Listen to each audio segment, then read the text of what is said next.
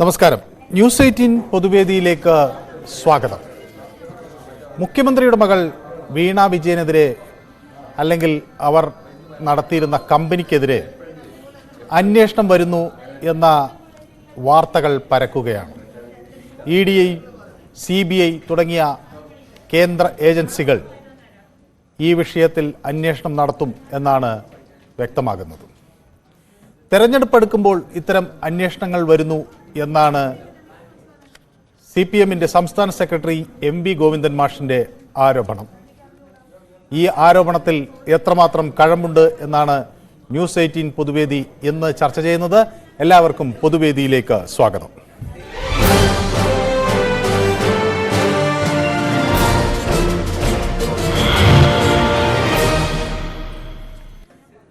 ആദ്യ കോളർ ചങ്ങനാശ്ശേരിയിൽ നിന്ന് അഭിലാഷാണ്. അഭിലാഷ്, MV ഗോവിന്ദൻ മാഷ് ഇന്ന് ദേശാഭിമാനിയിൽ ഒരു വലിയ ലേഖനം എഴുതിയിരിക്കുന്നു.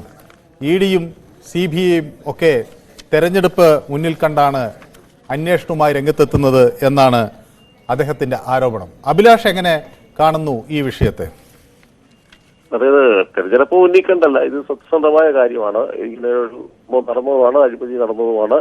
ഇതിനകത്ത് ഇപ്പൊ UDFും LDFും എല്ലാം ഒരേപോലെ വാദമാവുന്നതാണ്. ഇപ്പം പിണറായി വിജയൻ പറയുന്ന പുള്ളി ഇല്ല, PV ഞാനല്ലെന്നാ പറയുന്നത്. പക്ഷെ പുള്ളി PV ഞാനല്ലെങ്കിലും പിണറായി വിജയൻ വ്യക്തമായിട്ട് അതിനകത്ത് വേറെ എഴുതിയിട്ടുണ്ട്, എടുത്തെഴുതിയിട്ടുണ്ട്. അതുപോലെ UDFന്റെ ABCD Z പോലുള്ള അക്ഷരങ്ങളെല്ലാം അതിനകത്തുണ്ട്. പക്ഷെ ഇതിനകത്ത് എത്രമാത്രം സക്സസ് ആകുമെന്ന് അറിയത്തില്ല. കേരളത്തിലോട്ട് വന്നു കഴിയുമ്പോഴേക്കും ഇപ്പൊ രണ്ടു കൂട്ടരും ഉള്ളതുകൊണ്ട് ഒരുപോലെ അതിനെ എതിർക്കാൻ സാധ്യതയുണ്ട്. അതുപോലെ കുഴൽനാടൻ കളിച്ച കളിയായത്. കുഴൽനാടൻ ഇപ്പം BC ജോർജിന്റെ മകനെ ഷോൺ ജോർജിനെ നിർത്തിക്കൊണ്ട് കുഴൽനാടനാണ് ഇതിനകത്ത് ബന്ധപ്പെട്ട് കളിച്ചിരിക്കുന്നത്. കാരണം അതിലേക്ക് കുഴൽനാടന് ഒറ്റപ്പെട്ടു പോകുന്നത് കുഴൽനാടന് കറക്റ്റായിട്ട് പറയാം. അതുകൊണ്ട് ഇതിപ്പോ നമ്മുടെ ഇവിടെ എത്രമാത്രം നടക്കുന്നില്ല. അന്വേഷണം വരുമ്പോഴേക്ക് ഇതിന് രണ്ട് സൈഡിൽ നിന്നും പ്രതിരോധം വന്നു കഴിയുമ്പോഴേക്ക് ഇപ്പൊ ഭരിക്കുന്ന പാർട്ടിക്കെതിരെ ആകുമ്പോഴേക്ക് വലിയ പാടാണ്. ഇപ്പൊ നമ്മള് സ്വർണ്ണക്കടത്ത ആളും കണ്ടില്ല. നമ്മൾ വരുമ്പോഴേക്ക് അന്വേഷണം കയറി വരുമ്പോഴേക്ക് അവരെ തടയുന്നു, അവർക്കെതിരെ കേസിന് പോകുന്നു, അവർക്ക് കോടതിയിൽ പോകുന്നു, ഫയലുകളിലെടുത്ത് മാറ്റുന്നു. പിന്നെ എങ്ങനെ നടക്കും? അപ്പം പ്രതിപക്ഷം കൂടെ ശക്തമായിട്ട് നിന്നാൽ മാത്രമേ അന്വേഷണ ഏജൻസിക്ക് അന്വേഷിക്കാൻ സാധിക്കും. പക്ഷെ പ്രതിപക്ഷം കൂടെ കൂട്ടി എതിർത്ത് കഴിഞ്ഞാൽ നടക്കില്ല സാറേ. അത് ഇപ്പൊ എന്താന്ന് പറഞ്ഞാൽ നടക്കാൻ പറ്റും. ഇനി ഇവരുടെ ഭരണം മാറും. ഇവരുടെ ഭരണം മാറി UDF വന്നു കഴിയുമ്പോൾ UDF അനുകൂലമായിട്ട് നിൽക്കുവാണെങ്കിൽ 60 എല്ലാ കേസുകെട്ടും വരും. നമുക്ക് പറയാൻ ഇപ്പൊ 13 വർഷം കേസാണ് കൈവെട്ട് കേസിൽ ഒരു പ്രതിയെ പിടിച്ചത്. അതുകൊണ്ട് ഈ സമയം എടുത്താൽ ഇത് പൊക്കും എന്നുള്ളതിന് യാതൊരു വ്യത്യാസമൊന്നുമില്ല. ഈ എണ്ണി ഓരോന്ന് വെളി വരും. താമസം എടുക്കും. വളരെ വ്യക്തമാണ് താങ്കളുടെ അഭിപ്രായം. വടകരയിൽ നിന്ന് ബാലകൃഷ്ണൻ എന്നൊരു പ്രേക്ഷകൻ നമുക്കൊപ്പം ചേരുന്നുണ്ട്. ശ്രീ ബാലകൃഷ്ണൻ, ഈ എക്സാലോജിക്കിനെതിരെ അന്വേഷണത്തെ പ്രതിരോധിക്കാൻ ഇറങ്ങുകയാണ് CPM. EDയും CBIയും അന്വേഷണത്തിന് വരുന്നത് തെരഞ്ഞെടുപ്പ് മുന്നിൽ കണ്ടെന്നാണ് അവരുടെ പ്രതിരോധം. എന്തു തോന്നുന്നു ഈ വിവരങ്ങളിൽ? നമസ്കാരം സാർ. നമസ്കാരം. എനിക്ക് ആദ്യമായിട്ട് പറയാനുള്ളത്, കേരളത്തിൽ പ്രതിപക്ഷത്തിന് ഈ അഭിപ്രായം ഉണ്ടോ എന്ന് നമുക്കൊന്ന് ചോദിക്കണം. കാരണം എന്താണെന്നറിയോ, തെരഞ്ഞെടുപ്പ് നിർത്തിവെക്കേണ്ടി വരും. ഇവരെ അന്വേഷിക്കണമെങ്കിൽ തെരഞ്ഞെടുപ്പ് നിർത്തിവെക്കേണ്ടി വരും. ഏത് അന്വേഷണം വരുമ്പോൾ തെരഞ്ഞെടുപ്പ് വരുമ്പോൾ ഗെയിമിക്ക് കാണിക്കുന്നതാ. ഞാൻ മുമ്പേ പറഞ്ഞതാണ് സാർ, തെരഞ്ഞെടുപ്പിൽ ഏത് ഗെയിം കളിക്കണമെന്ന് ഭാരതീയ ജനതാ പാർട്ടിയെ CPMും ഗോവിന്ദ മാഷും പഠിപ്പിക്കണ്ട. വേണമെങ്കിൽ ഗോവിന്ദ മാഷക്ക് പഠിപ്പിച്ചു കൊടുക്കാം. അതാണ് ഭാരതീയ ജനതാ പാർട്ടി. അല്ല, ഗോവിന്ദ മാഷ് പറയുന്ന ഒരു കാര്യം, ഈ കെജ്രിവാളിനെതിരെ കേസ് വരുന്നു, സഞ്ജയ് സിംഗിനെതിരെ കേസ് വരുന്നു, കവിതയ്ക്കെതിരെ കേസ് വരുന്നു, ഹേമന്ത് സോറാനെതിരെ കേസ് വരുന്നു. പക്ഷേ ഈ പെഗാസസ് അഴിമതിയിൽ അന്വേഷണമില്ല, ഓഹരി തട്ടിപ്പിൽ വ്യാപം, അതുപോലെ ഉജ്ജയിൻ ഭൂമി തട്ടിപ്പ്, കർണാടക 40% കമ്മീഷൻ, ഇതിലൊന്നും അന്വേഷണം നടക്കുന്നില്ല. പക്ഷേ പ്രതിപക്ഷത്തിലെ ആളുകൾക്കെതിരെ മാത്രം അന്വേഷണം. ഇത് ലേഖനത്തിലെ വാക്കുകളാണ് കേട്ടോ, ഞാനതിങ്ങനെ വായിച്ചപ്പോൾ ഗോവിന്ദ മാഷ് എഴുതിയല്ലേ. ബഹുമാന്യനായ ഗോവിന്ദ മാഷ് തീരുമാനിക്കുന്നവർക്കെതിരെ അന്വേഷണം നടത്താം കേന്ദ്ര അന്വേഷണ ഏജൻസികൾ. അതാണല്ലോ ബംഗാളിലും ത്രിപുരയിലും സംഭവിച്ചത്. ഇവരുടെ സംസ്ഥാന സെക്രട്ടറി ചൂണ്ടിക്കാണിക്കുന്നവർക്ക് കേസെടുക്കുകയും അവർ തല്ലിക്കൊല്ലാൻ പറഞ്ഞാൽ തല്ലിക്കൊല്ലുകയും അവർ അക്രമം ഉണ്ടാക്കാൻ പറഞ്ഞാൽ അക്രമം ഉണ്ടാക്കുകയും ചെയ്താണല്ലോ ത്രിപുരയിലും ബംഗാളിലും കാണുന്നത്. പിന്നെ മോഡി കേരളത്തിൽ കാലുകുത്തിയാൽ എന്തെങ്കിലും സംഭവിക്കും. മോഡി ത്രിപുരയിൽ കാലുകുത്തിയിട്ടുണ്ട്, മോഡി ബംഗാളിൽ കാലുകുത്തിയിട്ടുണ്ട്. അതിന്റെ ഫലങ്ങൾ കേരളത്തിലെ ഇന്ത്യയിലെ ജനങ്ങൾ നഗ്ന നേത്രങ്ങളോട് നോക്കിക്കാണുക. അപ്പൊ അതുകൊണ്ട് അവര് ഒരു സംശയം വേണ്ട, ബംഗാളിൽ ഇവർ ഒറ്റക്ക് ഭരിക്കാനുള്ള ഭൂരിപക്ഷം ഉണ്ടായിരുന്ന സ്റ്റേറ്റ് ആണ്. ശരിയല്ലേ സാർ? ഇവർ മുന്നണിയാണ്. കേരളത്തിൽ അതേ സ്ഥാനത്ത് 4-5 കക്ഷികളെ കൂട്ടിയിട്ട് അവർ ഭരിക്കുന്നത്. കേരളം ഭാരതീയ ജനതാ പാർട്ടി പിടിക്കുമെന്നാണ് ആരും അതിശയപ്പെടാൻ വേണ്ട. കേരളം ഭാരതീയ ജനതാ പാർട്ടി പിടിച്ചിരിക്കും. ശിവദാസൻ എന്നൊരു പ്രേക്ഷകൻ കൂടി നമുക്കൊപ്പം ചേരുന്നുണ്ട്. ശിവദാസൻ ബാലരാമപുരത്ത് നിന്നാണോ വിളിക്കുന്നത്? അതെ അതെ അതെ അതെ സർ. ശ്രീ ശിവദാസന് എന്ത് തോന്നുന്നു? ഈ അന്വേഷണം ഫലപ്രദമായി നടത്താൻ കേന്ദ്ര ഏജൻസികൾക്ക് കഴിയുമോ? സാറേ, അതിന്റെ ഉദാഹരണമാണല്ലോ 13 വർഷമായ പാവപ്പെട്ട അധ്യാപകന്റെ കൈപറ്റിയ കേസ്. ആ അതേപോലെ എന്തെല്ലാം കേസുകൾ ഈടി പിടിച്ചിട്ടുള്ളത്. പിന്നെ സ്വന്തം മാസ്റ്റർ പല പ്രാന്തം കവിത എഴുതും. അവർ ദേശമന്യ അങ്ങനെയാണ്. കാരണം കളറെ അരിച്ചമാരല്ല ഈ CPM എന്നൊരു പാർട്ടി. പിന്നെ പ്രതിപക്ഷം, ഞാൻ കോൺഗ്രസ്സുകാരനാണ്, പ്രതിപക്ഷം ഒരു സ്ഥാനം ഇവിടെ ഇല്ല. അവരും കൂടി ആത്മാർത്ഥ നിൽക്കുകയാണെങ്കിൽ ഉറപ്പാറ്റി ഇതല്ല എല്ലാവരും അകത്താവും. ഇത് ഒരുപാട് വിഷയം പറയാനുണ്ട്, ഒരുപാട് കാര്യങ്ങൾ അകത്താവുണ്ട്. പക്ഷേ കോമന്തം മാസ്റ്ററായിരുന്നാലും മുഖ്യമന്ത്രി പിണറായി ആയാലും പ്രതിപക്ഷ നേതാവായിരുന്നാലും ഇനിയുള്ള നേതാക്കന്മാർ ആത്മാർത്ഥമായി നിന്നാൽ മാത്രമേ എന്തായാലും CPM നിൽക്കൂല, LDF നിൽക്കൂല. അത് വേറെ വിഷയം. കോൺഗ്രസ്സുകാരോട് UDF ശക്തമായി ഇവർക്കൂടി നിൽക്കുകയാണെങ്കിൽ ഉമ്മൻചാണ്ടിയുടെ സാറിനെ കൊണ്ട് കരുവാക്കി. അതാണ് അവര് പറഞ്ഞത്, കള്ളമാണെന്ന് പറയുന്നത്. അത് അവരെ പാഠമാണ്, CPM നയമാണ്. സമയത്തും ആട്ടിനെ പറ്റിയേക്കാം, പറ്റിനെ ആടാം. സ്വന്തം അമ്മയെ പോലും പാർട്ടിക്ക് വേണ്ടി മാറ്റി പറയുന്നവന്മാരാണ്. എന്തും പറഞ്ഞടിച്ചു കളയും. പക്ഷെ മനസ്സിലാക്കേണ്ട, ഇവിടെ ഞാൻ ഒരു രാഷ്ട്രീയ പാർട്ടിയും നോക്കി പറയുന്നില്ല. ഇന്ന് സാധാരണക്കാർ ജീവിക്കാൻ പറ്റാത്ത അവസ്ഥയാണ്. ഒരു ആഹാരം വാങ്ങിക്കാനോ ഒരു മരുന്ന് വാങ്ങാനോ ഒരു മറ്റൊരു പ്രേക്ഷകൻ കൂടി കാത്തു നിൽക്കുന്നതുകൊണ്ടാണ് താങ്കളുടെ അഭിപ്രായം വ്യക്തമാണ്. കൃഷ്ണദാസ് എന്നൊരു പ്രേക്ഷകൻ തിരുവനന്തപുരത്ത് നിന്ന് നമുക്കൊപ്പം ചേരുന്നുണ്ട്. ശ്രീ കൃഷ്ണദാസ്, തിരുവനന്തപുരത്ത് എവിടെ നിന്നാണ് വിളിക്കുന്നത്? കാച്ചാണി. കാച്ചാണി. ഈ കൃഷ്ണദാസിന് എന്ത് തോന്നുന്നു? ഇത് ഒക്കെ കഴമ്പുള്ള ഒരു അന്വേഷണമാണോ അതോ തെരഞ്ഞെടുപ്പ് വരുമ്പോൾ കാണിക്കുന്ന സ്റ്റണ്ട് മാത്രമാണോ ഈ എക്സാലോജിക്കും വീണ വിജയനും പരാതിയും ഒക്കെ? ഈ അന്വേഷണം കഴമ്പുള്ളതാണ്. ഈ തിരഞ്ഞെടുപ്പ് വരുമ്പോഴെന്ന് ചോദിച്ചു കഴിഞ്ഞാൽ നമ്മുടെ ഇന്ത്യയിൽ തിരഞ്ഞെടുപ്പില്ലാത്ത മാസങ്ങൾ ഏതെങ്കിലും ഉണ്ടോ? ഒരിടത്തിൽ ഒരു തിരഞ്ഞെടുപ്പ് അല്ലെങ്കിൽ വേറൊരിടത്ത് ഒരു തിരഞ്ഞെടുപ്പ്, തദ്ദേശ സ്വയംഭരണ തിരഞ്ഞെടുപ്പ്, ഇങ്ങനെ തിരഞ്ഞെടുപ്പുകളുടെ ഒരു ബഹളമല്ലേ. അപ്പൊ അതുകൊണ്ടാണ് ഇപ്പം ഭരിക്കുന്ന പാർട്ടി പറയുന്നത് എല്ലാ തിരഞ്ഞെടുപ്പുകളും ഒരു പ്രാവശ്യം കൊണ്ട് നിർത്തണം. അപ്പൊ ഈ ഒരു ആരോപണം വരില്ല. പക്ഷെ അതിനെ ഇവിടെ പ്രതിപക്ഷവും പിന്നെ എല്ലാവരും രാഷ്ട്രീയ പാർട്ടികളും എതിർക്കുന്നുണ്ട്. പിന്നെ ഈ അന്വേഷണത്തിനെ കുറിച്ച് എന്ന് പറയുന്ന ED-യിലേക്ക് അന്വേഷണം എന്ന് പറയുന്ന എടുപഴി കൊടുക്കെ ചോറും കറി എന്ന് പറയുന്ന രീതിയിലല്ല. അത് സമയമെടുക്കുക അന്വേഷണത്തിന്. കാര്യം കോടതി ചെല്ലുമ്പം തള്ളിപ്പോകാതിരിക്കാനുള്ള എല്ലാ സംവിധാനങ്ങളും ഒരുക്കിക്കൊണ്ട് അവരൊരു അന്വേഷണം നടത്തി അതിന്റെ കുറ്റപത്രമൊക്കെ കൊടുക്കുകയുള്ളൂ. വളരെ വ്യക്തമാണ് താങ്കളുടെ അഭിപ്രായം. മുഖ്യമന്ത്രിയുടെ മകളും പൊതുമരാമത്ത് മന്ത്രി മുഹമ്മദ് റിയാസിന്റെ ഭാര്യയുമായ വീണ വിജയന് തന്റെ കമ്പനി ബാംഗ്ലൂരിൽ രജിസ്റ്റർ ചെയ്തിരുന്നു. അതുമായി ബന്ധപ്പെട്ട് കമ്പനി മരവിപ്പിക്കുമ്പോൾ ഉണ്ടായ വിഷയങ്ങളെ ചൊല്ലിയാണ് ഇപ്പോൾ ഈ പുതിയ റിപ്പോർട്ട് പുറത്തു വന്നിരിക്കുന്നത്. മരവിപ്പിക്കാൻ തെറ്റായ വിവരങ്ങൾ നൽകി എന്നാണ് വിവരം. വീണ വിജയനെതിരെ കടുത്ത നടപടിക്കാണ് ROC ശുപാർശ ചെയ്യുന്നത്. വയനാട് നിന്നൊരു പ്രേക്ഷകൻ വിളിക്കുന്നുണ്ട്. എന്താണ് പേരെന്താണ് പറഞ്ഞത്? ഉണ്ണികൃഷ്ണൻ, വയനാട്. ശ്രീ ഉണ്ണികൃഷ്ണൻ, വയനാട് എവിടെ നിന്നാണ് വിളിക്കുന്നത്? വരദൂര്. അവിടെ ഇപ്പൊ ഭയങ്കര തണുപ്പാണോ ഉണ്ണികൃഷ്ണൻ? അതെ, കാലാവസ്ഥ ഭയങ്കര തണുപ്പാണ് അല്ലേ? കേൾക്കാമോ? ഞാൻ പറയുന്നത് കേൾക്കാമോ? കേൾക്കുന്നുണ്ട്. ശ്രീ ഉണ്ണികൃഷ്ണന് എന്ത് തോന്നുന്നു? ഈ CBI വരും, ED വരും എന്നൊക്കെ പറയുമ്പോൾ ഇതൊക്കെ നടപടിയാകുന്ന കാര്യമാണെന്ന് കരുതുന്നുണ്ടോ? ഇതൊന്നും നടപടിയാവാത്ത കേസുണ്ട്. ഇത് വെറുതെ ആളെ പറ്റിക്കുന്ന പരിപാടിയാ. അത് ശരി. വളരെ വ്യക്തമാണ്. തുളസി എന്നൊരു പ്രേക്ഷകൻ വണ്ടിപ്പെരിയാറിൽ നിന്ന് നമുക്കൊപ്പം ചേരുന്നുണ്ട്. ശ്രീ തുളസിക്ക് എന്ത് തോന്നുന്നു? ഈ അന്വേഷണം എങ്ങനെ പര്യവസാനിക്കും? സാറേ, അന്വേഷണം നീതിയായിട്ട് പോകണം. നമുക്ക് സത്യം തെളിയണം. തെളിയുവോ ശ്രീമതി തുളസി? ഞാൻ ഒരു കൗതുകത്തിന്റെ പുറത്ത് ചോദിക്കുകയാണ്. ഈ ഇത്തരം അന്വേഷണങ്ങൾ നീതിയായിട്ട് പോകണം. നമുക്ക് സത്യം അറിയണം. ശ്രീമതി തുളസി പൊതുരംഗത്തൊക്കെ പ്രവർത്തിക്കുന്ന ആളാണോ? അല്ല. ഈ ന്യൂസുകളെല്ലാം കാണുന്നുണ്ട്, ന്യൂസുകളെല്ലാം കാണുന്നുണ്ട്, കേൾക്കുന്നുണ്ട്. അപ്പൊ കാര്യങ്ങളെല്ലാം അറിയാം. അത് ശരി. എന്തെങ്കിലും ജോലി ചെയ്യുന്നുണ്ടോ? ഇല്ല, ജോലിയൊന്നുമില്ല. വീട്ടിലെ കാര്യങ്ങളാണ് പ്രധാനമായും നോക്കുന്നത് അല്ലേ? ഏതായാലും വീട്ടമ്മമാരൊക്കെ പൊതുവേദിയിലേക്ക് വിളിക്കുന്നു എന്നത് ഒരു സന്തോഷകരമായ കാര്യമാണ്. ഈ നേതാക്കളൊക്കെ അല്ലെങ്കിൽ വൻകിട ആളുകളെ പിടികൂടാൻ നമ്മുടെ നാട്ടിലെ ഏജൻസികൾക്ക് വൈമുഖ്യമുണ്ട് എന്ന് എപ്പോഴെങ്കിലും തോന്നിയിട്ടുണ്ടോ? അങ്ങനെയൊന്നുമില്ല. അന്വേഷണം നീതിയായിട്ട് നടക്കണം. നീതിയായിട്ട് വരുമെന്നാണ് വിചാരിക്കുന്നത് അല്ലേ? തീർച്ചയായിട്ടും. യെസ്, വളരെ നന്ദി ശ്രീമതി തുളസി വണ്ടിപ്പെരിയാറിൽ നിന്ന് വിളിക്കുകയും ഈ അഭിപ്രായം പങ്കുവയ്ക്കുകയും ചെയ്തതിന്. ജയകുമാർ എന്നൊരു പ്രേക്ഷകൻ കൂടി നമുക്കൊപ്പം ചേരുന്നുണ്ട്. ശ്രീ ജയകുമാർ, തിരുവനന്തപുരത്ത് നിന്നല്ലേ വിളിക്കുന്നത്? അതെ അതെ. ജയകുമാറിന് എന്ത് തോന്നുന്നു? ഈ വീണ വിജയന്റെ കമ്പനി അത് മരവിപ്പിക്കുമ്പോൾ വേണ്ട നിയമ നടപടികൾ പാലിച്ചില്ല എന്നത് വെറും യാദർച്ഛികമായ ഒരു സംഭവം മാത്രമാണോ, അതോ അത് വലിയ തട്ടിപ്പിന്റെ മുൾമുനയാണോ? നമസ്കാരം സാർ. നമസ്കാരം. വീണ വിജയന്റെ കമ്പനിയെ പറ്റിയാണ് ഈ തട്ടിപ്പാണല്ലോ കേൾക്കുന്നത്. അത്ര എന്തായാലും ഒരു സേവനവും കൊടുക്കാതെ ഇത്രയും കോടി വാങ്ങിച്ചിട്ട് ഇവിടെ എല്ലാ സേവനവും കൊടുക്കുന്നവർക്ക് കഞ്ഞുപിടിക്കാനുള്ള പണം കിട്ടുന്നില്ല. ഒരു സേവനം കൊടുക്കാതെ ഇത്രയും വാങ്ങിച്ചെന്ന് പറയുമ്പോൾ അവർ നിഷേധിക്കുന്നില്ലല്ലോ, വാങ്ങിയെന്നുള്ളത് നിഷേധിക്കുന്നില്ലല്ലോ. അപ്പൊ ഈ തട്ടിപ്പ് തന്നെയാണല്ലോ. പിന്നെ കേന്ദ്ര ഗവൺമെന്റ് എന്ന് പറഞ്ഞെടുക്കുന്ന നിയമം കോൺഗ്രസിനും പ്രതിപക്ഷ പാർട്ടികൾക്കും എതിരെ എടുക്കുന്ന ഒരു ഇതാണ്, കേസാണ്. അതായത് പ്രതിപക്ഷം എന്ന് പറഞ്ഞാല് ഇവിടുത്തെ ഭരണപക്ഷത്തിന്റെ തൊടുവില്ല, പിണറായി വിജയനെയോ ആ സംഘത്തെ തൊടുവില്ല. ഇപ്പൊ മോള കേസ് എന്ന് പറഞ്ഞാൽ ഇലക്ഷൻ സംബന്ധമായിട്ട് വന്ന ഒരു കേസാണ്. സുരേഷ് ഗോപിക്ക് എങ്ങനെയെങ്കിലും ഒരു സീറ്റ് ഒപ്പിക്കണം, അത് ഇദ്ദേഹത്തിനൊക്കെ വിട്ടുപിടിച്ച് നടക്കാൻ വേണ്ടിയുള്ള ഒരു കേസ് മാത്രമാണ് ഇപ്പൊ എടുത്തേക്കുന്നത്. അല്ലാതെ പിണറായി വിജയനെതിരെ യാതൊരു കേസ് കൊടുക്കില്ല.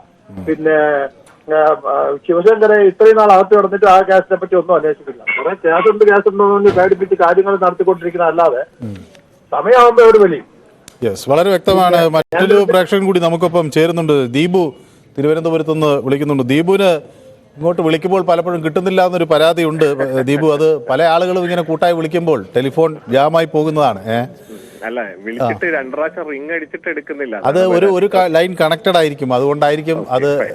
ശരി, ഏതായാലും ടെക്നിക്കലാണ്. അതിനകത്ത് പരാതിയല്ല, നമുക്കൊരു നിരാശയാണ്. ചിലപ്പോൾ നല്ല വിഷയമായിരിക്കും, അതിനകത്ത് നമുക്ക് മറുപടി പറയേണ്ടതായിട്ട് ഉള്ള ഒരു ഇഷ്ടമുള്ളത് കൊണ്ടായിരിക്കും ചിലപ്പോൾ വിളിച്ചിട്ട് കിട്ടാതാവുമ്പോഴാണ് അങ്ങനെ പറയുന്നത്. എനിവേ, ഈ വിഷയത്തിൽ ഇപ്പോ ഇന്ന് എം വി ഗോവിന്ദൻ മാഷിന്റെ ഒരു വലിയ ലേഖനം ദേശാഭിമാനിയുടെ എഡിറ്റോറിയലിൽ വന്നിട്ടുണ്ട്. ഇഡിയും CBIയും തെരഞ്ഞെടുപ്പ് ലക്ഷ്യമിട്ടാണ് വരുന്നത് എന്നാണ് ഗോവിന്ദൻ മാഷിന്റെ ആരോപണം. ശ്രീ ദീപുവിന് എന്ത് തോന്നുന്നു? അല്ല, ഈ ആരോപണം മാത്രമല്ലല്ലോ, കഴിഞ്ഞ എത്ര വർഷം കൊണ്ട് ഇവിടെ കിടന്ന് കറങ്ങാണ്. നമ്മൾ തന്നെ, നിങ്ങൾ ചാനലുകാർ തന്നെ, ഇപ്പൊ മനു ഈ വിഷയത്തെ കുറിച്ച് അഭിപ്രായം ചോദിക്കുമ്പോൾ ചോദിക്കുന്ന ചോദ്യം എന്താ? ഇത് ഇലക്ഷന് വേണ്ടിയാണോ, അതോ ഇത് വെറുതെ ഇതിനാണോ, എന്തിനാണെന്ന് ചോദിക്കുന്നത്. എന്തുകൊണ്ട് നിങ്ങൾ മാധ്യമപ്രവർത്തകർ തന്നെ ഇത് ചോദിക്കുന്നു? ഇതിന് മുമ്പ് നടന്ന കാര്യങ്ങൾ ഏതെല്ലാം രീതിയിലാണ് നമ്മൾ ഈ 2020 നമ്മൾ ചർച്ച ചെയ്തത്. ഇപ്പൊ പൂട്ടും, രാവിലെ നേരം വെളുപ്പിക്കത്തില്ല, കുറുക്ക് മുറുകി ഇതേ ഇപ്പൊ നാക്ക് വെളിച്ചാടി എന്നൊക്കെ പറഞ്ഞാണ് നമ്മൾ ചർച്ച ചെയ്തത്. എന്നിട്ട് എവിടെ എത്തി? എന്തെങ്കിലും ഒരു കാര്യം വന്നിട്ടുണ്ടോ? ഒരു കാര്യവും വരാതെ ഈ നമ്മള് KT ജലീലിനെ ഏതെല്ലാം രീതിയിലാണ് നമ്മൾ വേട്ടയാടിയത്. അദ്ദേഹത്തിന്റെ വിശ്വാസത്തിന്റെ പുറത്തുള്ള ഖുറാനിൽ അദ്ദേഹം സ്വർണം കടത്തി എന്ന് പറഞ്ഞു. ഒരു മനുഷ്യൻ, ഒരു വിശ്വാസമുള്ള ഒരു മനുഷ്യനെ കുറിച്ചിട്ട് ഈ രീതിയിൽ പറയുമ്പോൾ ആ വിശ്വാസിക്ക് എന്തുമാത്രം പ്രശ്നങ്ങൾ വരും. ഇതെല്ലാം ഏതെല്ലാം രീതിയിൽ വന്നു? എന്തെങ്കിലും ഒരു കാര്യങ്ങൾ നടന്നോ?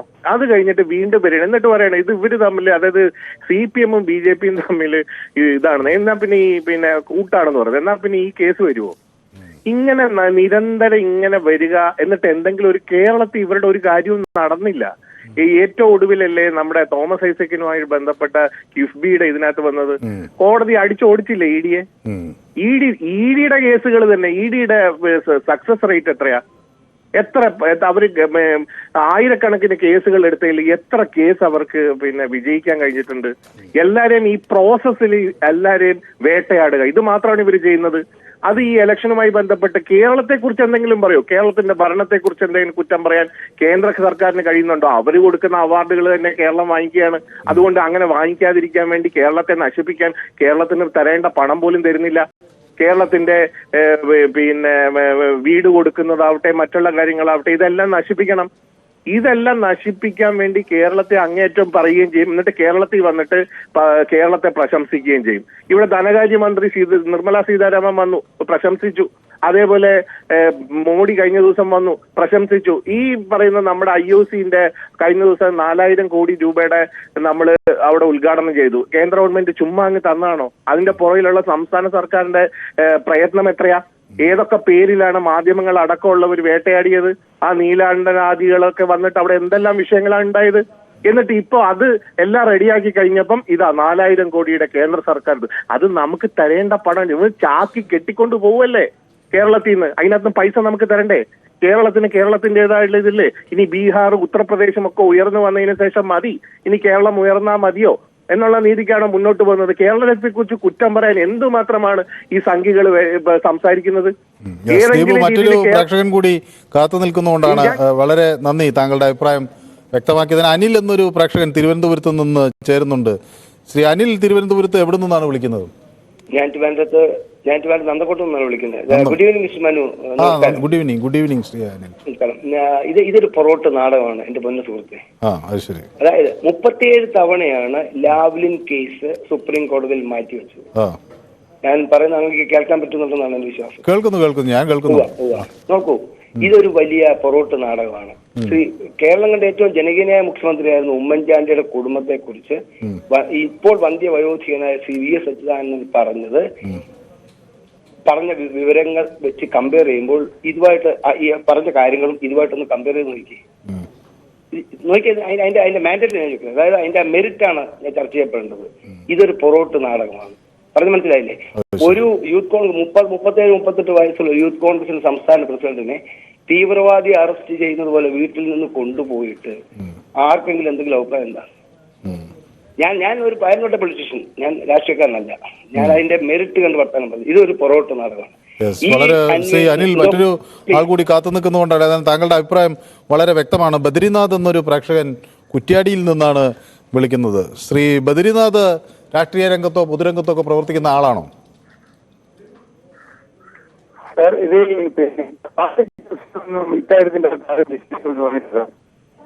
ശ്രീ ബദ്രിനാഥിന്റെ ടെലിഫോണിൽ എന്തോ പ്രശ്നമുണ്ടെന്ന് തോന്നുന്നു. എനിക്ക് കുറച്ചുകൂടി ഉറക്കെ സംസാരിക്കാമോ?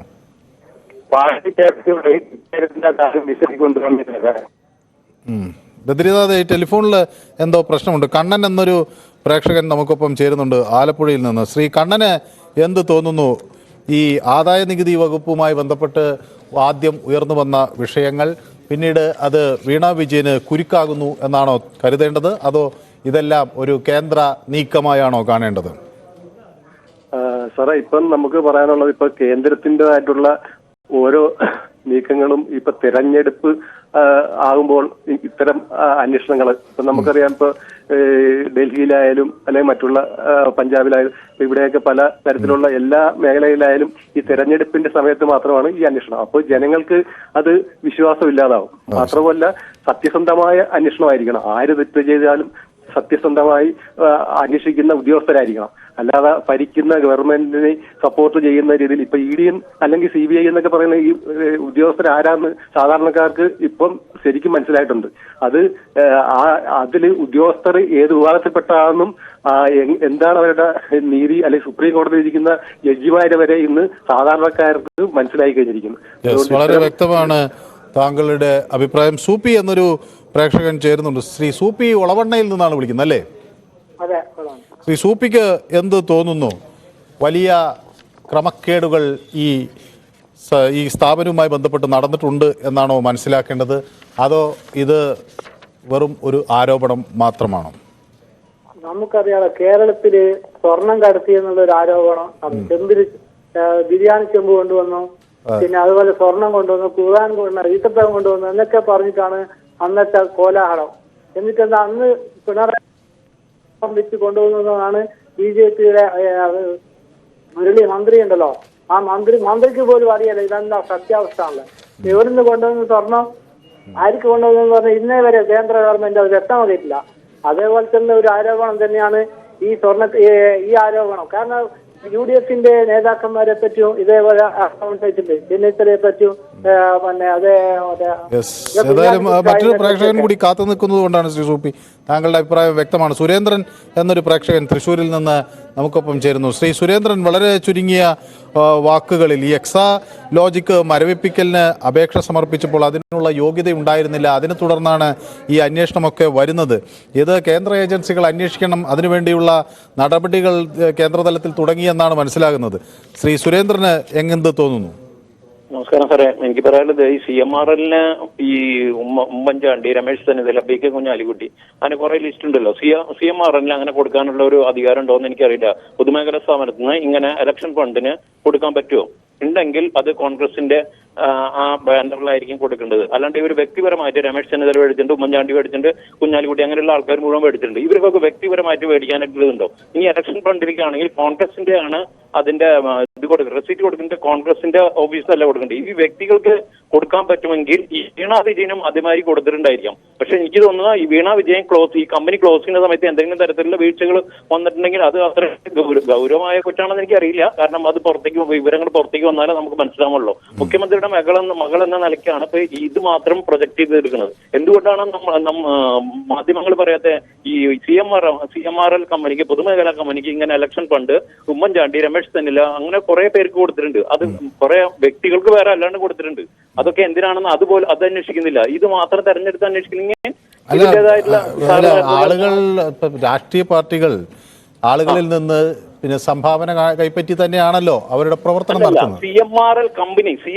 കമ്പനികൾക്ക് ഒരു രാഷ്ട്രീയ പാർട്ടിക്ക് സംഭാവന കൊടുക്കുന്നതിൽ തെറ്റില്ല. അതിൽ കൊടുക്കാൻ എന്തുണ്ടോന്ന് ഞാൻ ചോദിക്കുന്നത്, എനിക്കറിയില്ല. അതെ, അല്ല, പൈസ ഒരു രാഷ്ട്രീയ പാർട്ടിക്ക് ആർക്ക് വേണമെങ്കിലും സംഭാവന കൊടുക്കാം. രാഷ്ട്രീയ പാർട്ടിക്ക് മാത്രമല്ല കൊടുത്തത് സാറേ, അതിൽ കുറെ ലിസ്റ്റിൽ കുറെ മറ്റുള്ള ആൾക്കാരുണ്ടല്ലോ, അവർക്കൊക്കെ കൊടുത്തിട്ടുണ്ടല്ലോ. അല്ല, അതെനിക്കറിയില്ല. അല്ല, ഒരു രാഷ്ട്രീയ പാർട്ടിക്കോ അല്ലെങ്കിൽ ഒരു വ്യക്തിക്ക് തന്നെ പൈസ കൊടുക്കാം. പക്ഷേ അതിന് അവരുടെ ഡയറക്ടർ ബോർഡ് തീരുമാനിക്കുന്നു.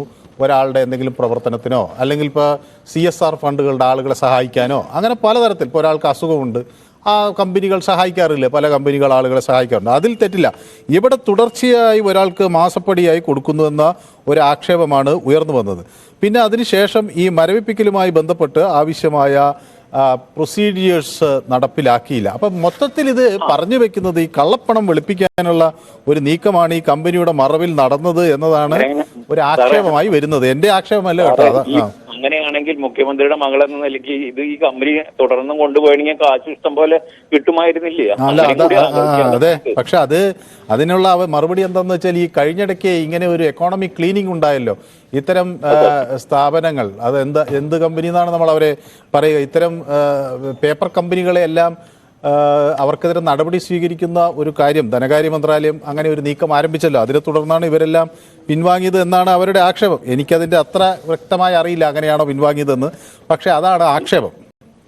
അല്ല, സാറിനെ പോലെ എനിക്കുള്ളൂ, അത് നമുക്ക് വരുമ്പോൾ തുടർ ദിവസങ്ങൾ കാണാം.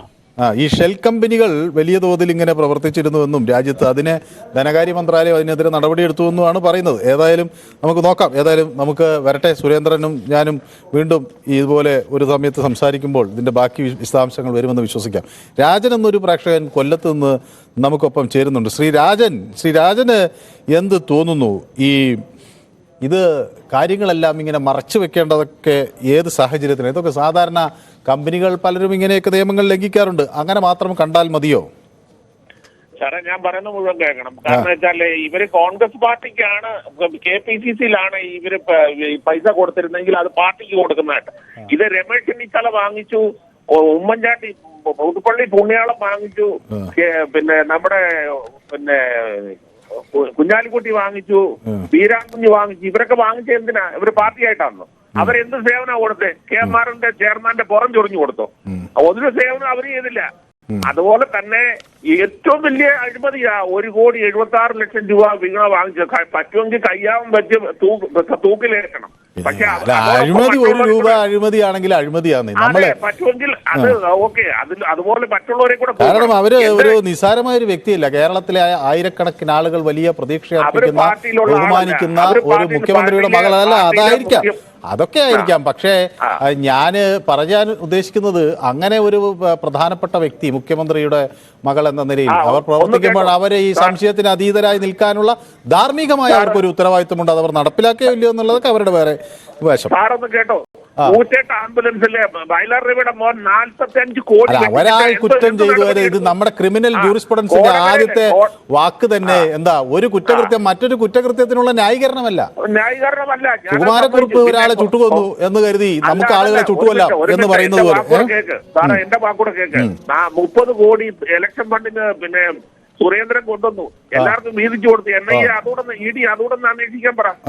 1,76,00,000 കൊണ്ടുവന്നു. ഇപ്പം മുഖ്യമന്ത്രിയുടെ മകളെ അങ്ങോട്ട് തൂക്കിക്കൊല്ല, ബാക്കിയുള്ളവരെ കൂടെ തൂക്കിക്കൊല്ലണം. അല്ല, നമ്മളിത് അങ്ങനെ എല്ലാവരെയും എല്ലാ കേസിലും തൂക്കിക്കൊല്ലില്ല. ഒന്നാമത്തെ കാര്യം, ഈ ക്യാപിറ്റൽ പണിഷ്മെന്റ് എന്നത് അപൂർവങ്ങളിൽ അപൂർവമായ സാഹചര്യങ്ങളിൽ മാത്രം കൊടുത്താൽ മതി എന്ന് സുപ്രീം.